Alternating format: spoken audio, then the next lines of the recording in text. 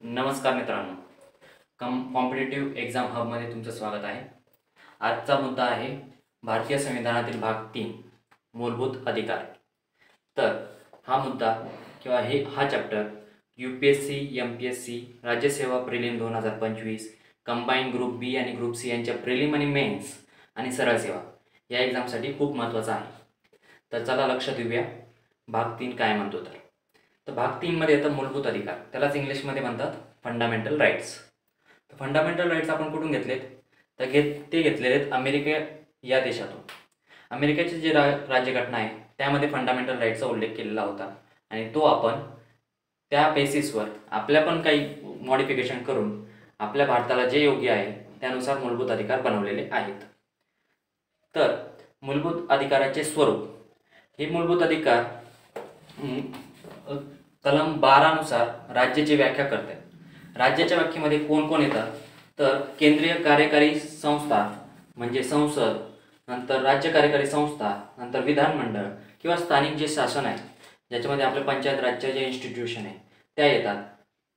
तर यांचा समावेश कलम 12 मध्ये येत असतो.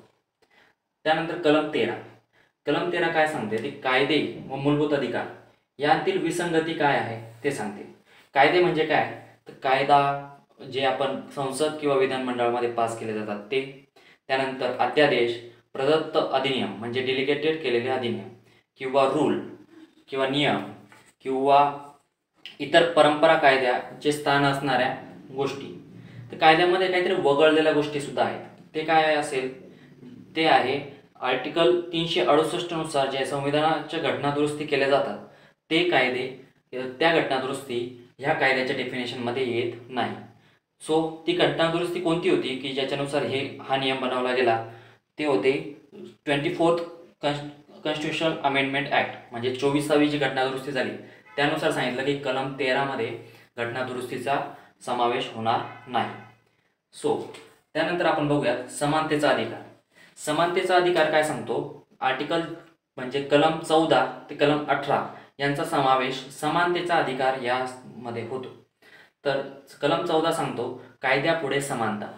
कायद्यापुढे समानता ही कन्सेप्ट आपण कुठून घेतलेली आहे? ती घेतलेली आहे आपण ब्रिटिशांकडून.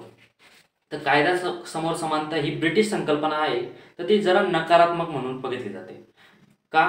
तर यामध्ये कायद्यासमोर जे व्यक्ती आहे त्यांच्यावर निर्बंध आहे, त्यामुळे सगळे समान अशी गोष्ट धरली जाते, तर ती नकारात्मक केली जाते. आणि यासाठी विशेष अधिकार नाहीत आणि सर्वजण कायद्याला अधीन आहेत. त्यामध्ये कोण मोठा कोण छोटा, कोणाकडे जास्त पॉवर कोणाकडे कमी पॉवर असा अधिकार भेदभाव केला जात नाही. आणि दुसरी गोष्ट याच आर्टिकलमध्ये येते ते म्हणजे कायद्याचे समान संरक्षण. कायद्याचे समान संरक्षण ही जरा सकारात्मक गोष्ट आहे आणि ती कुठून घेतलेली आपण अमेरिकेकडून.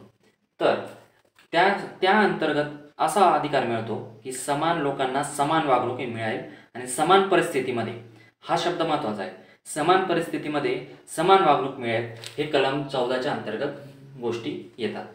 ठीक आहे. यामध्ये काही अपवाद सुद्धा आहेत.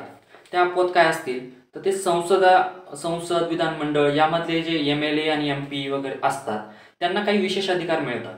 जसं राष्ट्रपती, राज्यपाल यांनाही विशेष अधिकार मिळतात.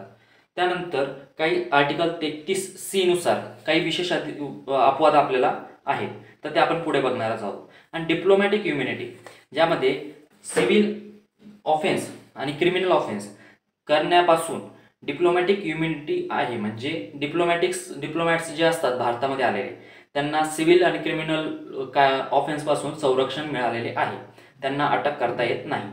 असे काही अपवाद आर्टिकल 14ला आहेत. त्यानंतर आहे कलम 15. कलम 15 काय सांगते की राज्याने धर्म, जात, लिंग, जन्मस्थान यावर भेदभाव करू नये. ओके.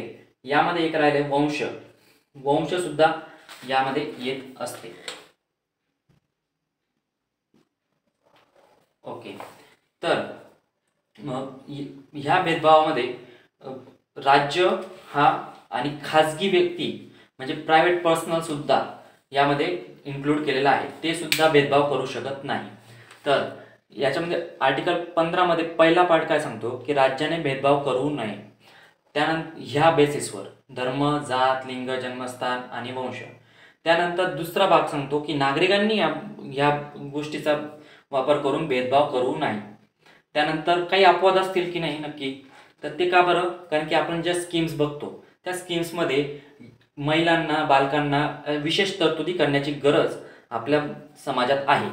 तर त्यामुळे आर्टिकल 15च्या अंतर्गत वाद निर्माण होऊ नये म्हणून इथेच फंडामेंटल राईट्समध्येच आर्टिकल 15(3) मध्ये सांगितलेलं आहे की महिला आणि बालके यांच्यासाठी विशेष तरतूद शक्य आहे.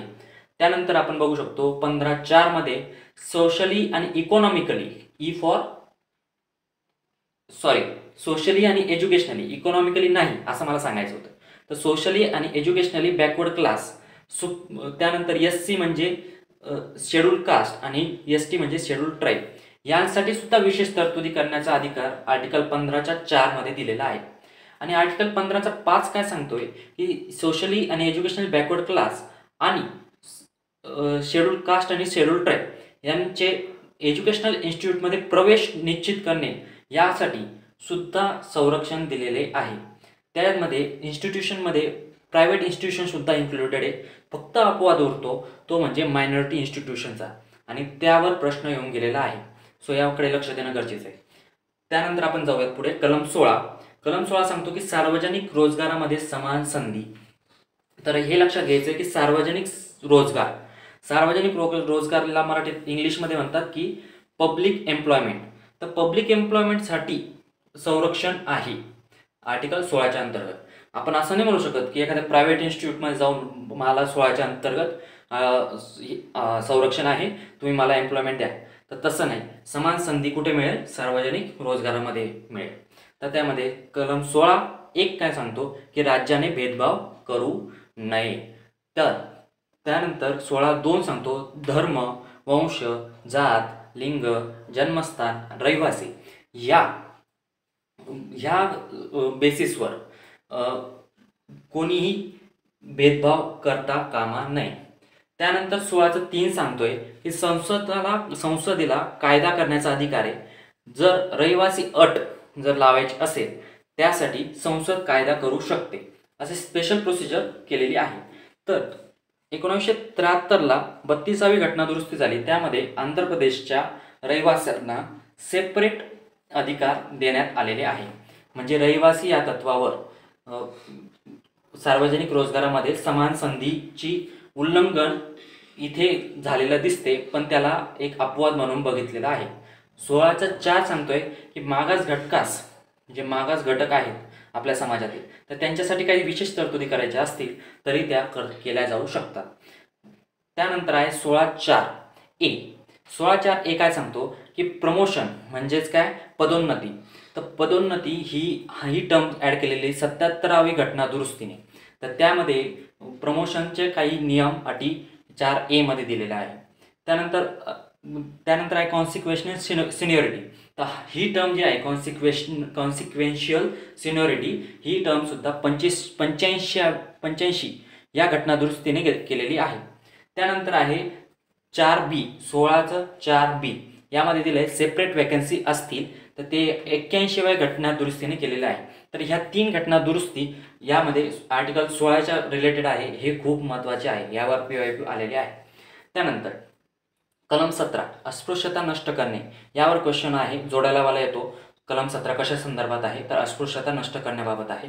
नंतर कलम 18 टायटल्स रद्द करणे. जे काही टायटल्स असतात, पूर्वी जे टायटल दिले जायचे, जसं आपण हिस्ट्रीमध्ये वाचतो Rao Bahadur, justice of peace, तर या प्रकारचे टायटल्स देणं आता बंद आहे, तर असे रद्द केलेले आहे. ठीक आहे. तो हे आपण बघितलं आत्तापर्यंत, हा आपला पार्ट 1 आहे. यामध्ये काही महत्त्वाचे 2 गोष्टी सांगतो की फक्त नागरिकांसाठी फंडामेंटल राईट्स आहेत काही, तर ते आर्टिकल 15 आपण जे बघितलं, आर्टिकल 16 बघितलं, आर्टिकल 19, 29 आणि 30 हे 5 आर्टिकल जे आहे ते आर्टिकल फक्त नागरिकांसाठी फंडामेंटल राईट्स म्हणून आहे. त्यामध्ये परदेशी नागरिकांना संरक्षण नाही. तर पुढच्या व्हिडिओमध्ये आपण बघूया संक्षिप्त उरलेला भाग. धन्यवाद.